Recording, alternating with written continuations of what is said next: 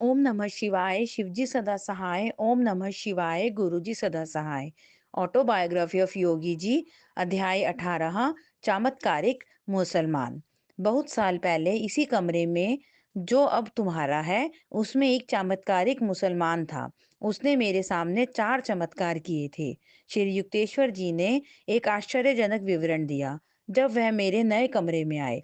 Shri Rampur college में दाखिला लेने से पहले ही पास के छात्रावास में कमरा ले लिया था, जिसका नाम था पंथी। यह एक पुरानी ईंटों से बनी इमारत थी, जिसके सामने गंगा बहती थी। गुरुदेव, यह कैसा संयोग है? क्या यह नई सजी हुई दीवार अपने साथ पुरातन स्मृतियां समेटे हुए है?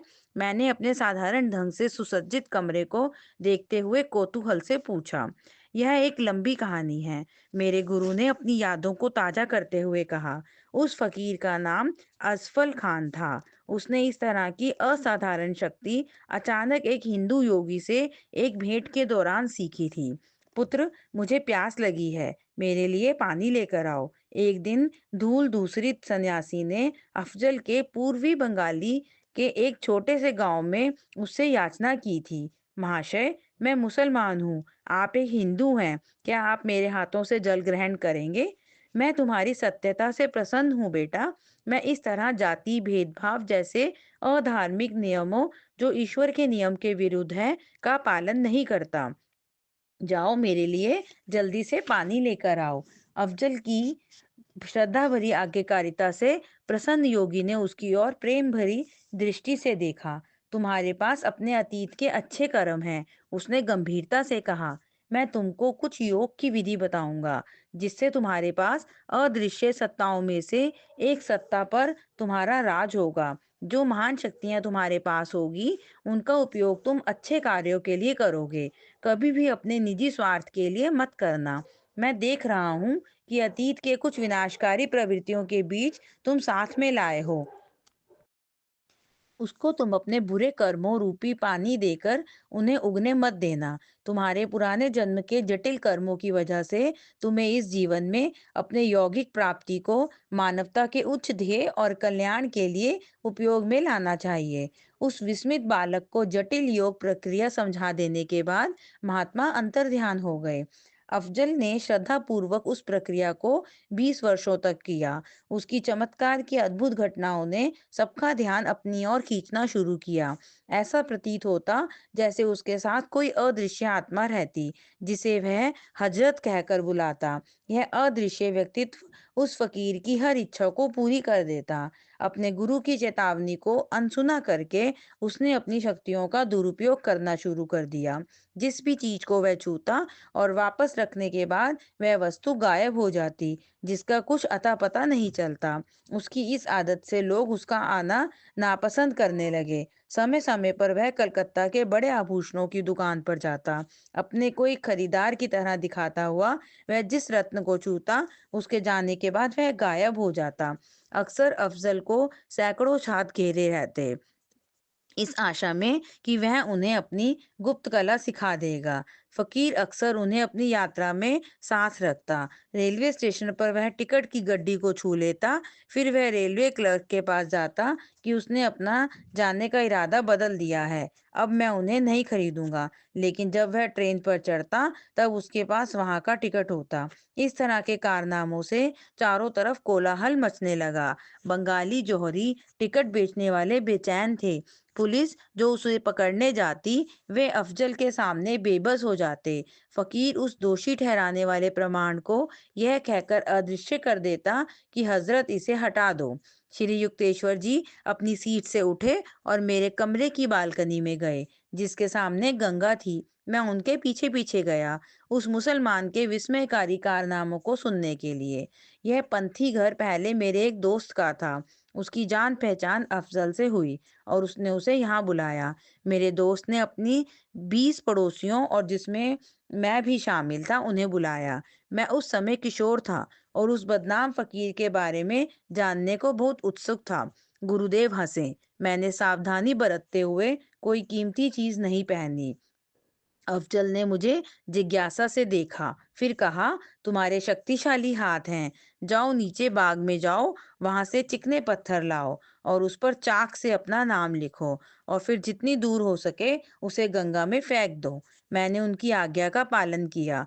जैसे ही पत्थर दूर की लहरों में गायब हुआ, उस मुसलमान ने मुझसे फिर कहा, एक बर्तन को घर के पास की इस गंगा के पानी से भरो और घर के सामने रखो। जब मैं पानी के बर्तन के साथ वापस आया, तब फकीर रोते हुए बोला, हजरत, उस पत्थर को बर्तन में रखो।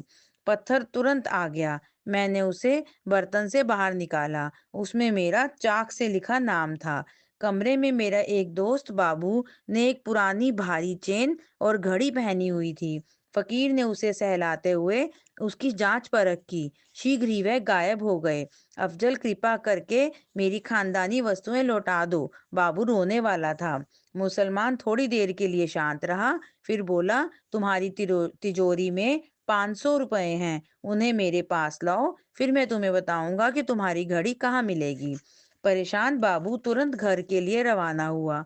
थोड़ी देर में वह आया और उसने वह रकम उसको दे दी। अपने घर की छोटी सी पुलिया पर जाओ, फकीर ने बाबू को निर्देश दिया। हजरत को आवाज दो और उसे चैन और घड़ी देने के लिए कहो।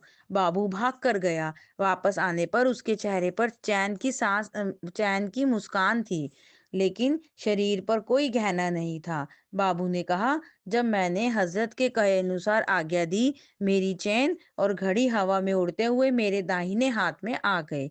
यहाँ आने से पहले मैं घर गया, दोनों वस्तुओं को तिजोरी में सुरक्षित रखकर ताला लगा दिया। बाबू के दोस्त, जिन्होंने देखा किस प्रकार एक घड़ी के लिए उसने बदले में धन मांगा, वे उसे तिरस्कार से घूर रहे थे। अब उसने उन्हें पुचकारते हुए कोमलता से कहा, कृपया, जिस तरह का जूस आप लोगों को चाहिए, हजरत आपको लाकर देगा। कुछ ने दूध, किसी ने फलों के जूस मांगे। मुझे यह देखकर आश्चर्य हुआ जब बाबू ने विस्की मांगी। मुसलमान ने उसका ऑर्डर दिया और हजरत की भेजी सीलबंद बोतल हवा में लहराते हुए आई और फर्श पर गिरी। हर व्यक्ति को अपनी असल पसंद का मिल गया। चौथा आश्चर्यजनक करतब था जिसने मेजबान को खुश कर दिया। अफजल ने तुरंत सबको भोजन देने का प्रस्ताव रखा। चलो, सबसे महंगी खाने की वस्तुएं मंगाते हैं। बाबू ने चिढ़ते हुए कहा, मुझे अपने 500 रुपए के बदले राजसी खाना चाहिए। सब कुछ सोने की प्लेट पर सजा होना चाहिए। जैसे जैसे हर व्यक्ति ने अपनी चुनी हुई वस्तुएं बताई, फकीर अपने हजरत को आदेश देता गया। बर्तनों की खनखनाहट सुनाई दी। सोने की प्लेटों में बहुत स्वादिष्ट रसेदार कड़ी, गरम गरम लूची और बहुत से बिन मौसम के फल हमारे सामने आ गए। खाना बहुत स्वादिष्ट था। 1 घंटे तक दावत उड़ाने के बाद हम कमरे से बाहर जाने लगे। एक तेज आवाज आई, जैसे सभी प्लेटों की ढेरी बनाई हो। हमने मुड़कर देखा, वहां किसी भी चमकती हुई प्लेटों का अथवा खाने का निशान नहीं था। गुरुजी, मैंने बीच में कहा, यदि अफजल इस तरह आसानी से सोने की तश्तरी पा सकता था, तो उसे दूसरों की संपत्ति क्यों चाहिए थी? फकीर आध्यात्मिक और तौर पर इतना ज्यादा विकसित नहीं था। श्री युक्तेश्वर जी ने समझाया, एक निश्चित योग पर अधिकार होने की वजह से उसकी पहुंच ऐसे सूक्ष्म लोक पर हो गई थी जहां से उसकी इच्छा मूर्त रूप ले लेती थी। उस शक्ति से मुसलमान किसी भी वस्तु के अणुओं को सूक्ष्म ऊर्जा द्वारा खींच लेता था। यह वह अपनी इच्छा शक्ति से करता था, लेकिन इस तरह की प्रक्रिया से उत्पन्न वस्तुएं कुछ समय के लिए होती हैं। अफजल को भौतिक संपदा की लालसा थी, जिसे कठिनाई से प्राप्त किया जाता है, लेकिन वह टिकाऊ भी होती हैं। मैं हंसकर बोला, कभी कभी वे बिना बताए गायब भी हो जाती हैं। अफजल कोई ईश्वर ज्ञान वाला आदमी नहीं था। गुरुदेव बोलते गए, स्थायी और कल्याण प्रवृत्ति वाला चमत्कार सच्चे संतों द्वारा किए जाते हैं, क्योंकि उन्हें स्वयं को सर्वव्यापी सृष्टा के साथ स्वयं को आत्मसात कर लिया है। अफजल एक साधारण मनुष्य था, जिसके पास सूक्ष्म संसार में जाने की असाधारण शक्ति थी, जिसे जीवित मनुष्य मरने से पहले नहीं कर सकता। गुरुजी, मैं समझ गया। परलोक में काफी आकर्षक गुण हैं। गुरुदेव ने सहमति दी। मैंने उसके बाद अफजल को नहीं देखा, लेकिन कुछ वर्ष बाद बाबू इस घर में एक पेपर के साथ आया, जिसमें किसी मुसलमान का सार्वजनिक रूप से स्वीकारोक्ति का विवरण था। उससे मुझे उन तथ्यों का पता चला जिन्हें मैंने तुम्हें अभी बताया। उसके अनुसार हिंदू गुरु ने अफजल को दीक्षा दी थी। प्रकाशित विवरण के अंतिम भाग को श्री युक्तेश्वर जी ने याद करते हुए अफजल की स्वीकारोक्ति को संक्षिप्त में बताया। मैं अफजल खान इन शब्दों को एक पश्चाताप और ऐसे लोगों को चेतावनी के तौर पर बताना चाहता हूँ जो चमत्कारिक शक्तियों को पाना चाहते हैं। वर्षों से मैं चमत्कारिक क्षमताएं जो मुझे भगवान की कृपा और गुरु के कारण से मिली थी, उनका दुरुपयोग करता रहा हूँ। मैं अहंकार के नशे में सोचने लगा था कि मैं नैतिकता के नियमों में नहीं बंधा हुआ हूँ। अंत में मुझे अपने दुष्कर्मों का फल मिल ही गया। हाल ही में मैं कलकत्ता की सड़क पर एक बूढ़े आदमी से मिला। वह दर्द के साथ कराहता हुआ लंगड़ा कर चल रहा था। उसके पास एक वस्तु थी जो सोने की लग रही थी। उसे देखकर मेरे मन में लालच आया। मैंने उससे कहा, मैं अफजल खान हूँ, एक महान फकीर। तुम्हारे पास वह चीज क्या है? यह सोने की गेंद ही मेरे पास एकमात्र संपत्ति है। एक फकीर को इसमें कोई रुचि नहीं हो सकती है। मैं आपसे याचना करता हूँ, महाशय, मुझे मेरे लंगड़ेपन से मुक्ति दिलाएं। मैंने उस गेंद को छुआ और बिना जवाब दिए चल पड़ा। वह बूढ़ा व्यक्ति मेरे पीछे लंगड़ाता हुआ आ रहा था। जल्दी ही वह चिल्लाने लगा, मेरा सोना गायब हो गया। जब मैंने उसको अनसुना किया, तब अचानक उसने बुलंद आवाज में आवाज लगाई। ऐसी बुलंद आवाज उस बूढ़े के शरीर से निकलती हुई अजीब सी लगी। क्या तुम मुझे पहचानते नहीं? मैं भौचक्का रह गया इस बात से कि इतनी देर बाद मुझे इस बात का ज्ञान हुआ कि वह अजीब सा लंगड़ा बूढ़ा कोई और नहीं, वही महान संत है जिसने वर्षों पहले मुझे योग की शिक्षा दी थी। उस बूढ़े व्यक्ति ने अपने को सीधा किया। उसका शरीर तुरंत ही मजबूत और जवान हो गया। गुरु की नजर में भयंकर क्रोध था। मैं अपनी आंखों से देख रहा हूँ कि तुम अपनी शक्तियों का दुरुपयोग मानवता के कल्याण के लिए नहीं, बल्कि एक साधारण चोर की तरह लूटने में कर रहे हो। मैं तुमसे तुम्हारी सारी चमत्कारिक शक्तियां वापस लेता हूँ।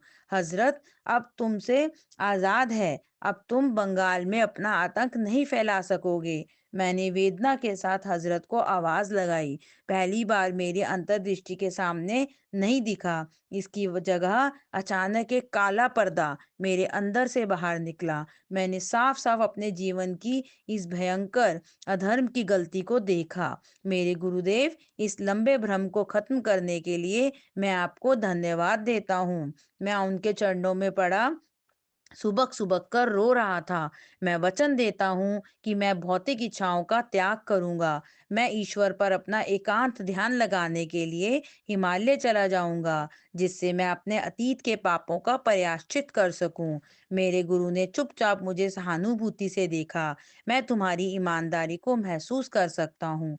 फिर उन्होंने कहा, क्योंकि तुमने शुरुआत के कई वर्षों तक मेरे आदेशों का कड़ाई से पालन किया था और अभी तुम हृदय की गहराई से सच्चा पश्चाताप कर रहे हो, मैं तुम्हें एक वर देता हूँ। तुम्हारी दूसरी शक्तियां तो हमेशा के लिए चली गई हैं, लेकिन जब भी तुम्हें खाने या वस्त्रों की आवश्यकता होगी, हजरत से वह प्राप्त कर सकते हो। स्वयं को हिमालय के शांतिपूर्ण एकांत में दिव्य ज्ञान को पाने के लिए पूरे मन के साथ ध्यान करो। मेरे गुरु अंतर ध्यान हो गए। मुझे मेरे आंसू और अतीत के मेरे कुकर्मों पर सोचने के लिए छोड़ गए। अलविदा दुनिया वालों, मैं अब उस प्रेमी ब्रह्मांड के पास क्षमा याचना की प्राप्ति के लिए जा रहा हूँ। जय गुरु जी। शुक्राना गुरु जी।